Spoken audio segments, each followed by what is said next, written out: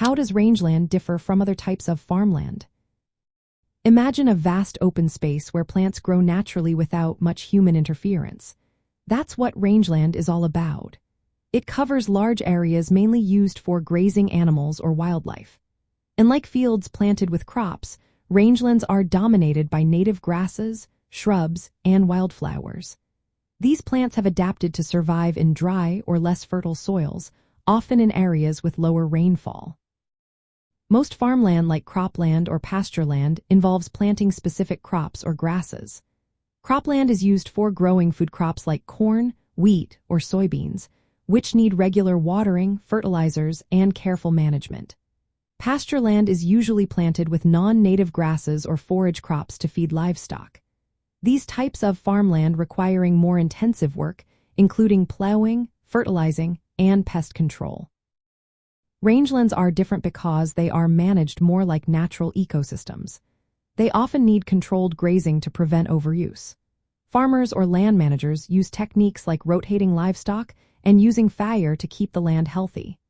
This helps native plants thrive and prevents invasive species from taking over. The soil in rangelands is usually shallower and less rich than in cropland, making it less suitable for planting crops. Another key difference is the climate and environment. Rangelands are often found in drier regions with less consistent rainfall. Plants here are very water efficient and adapted to survive droughts.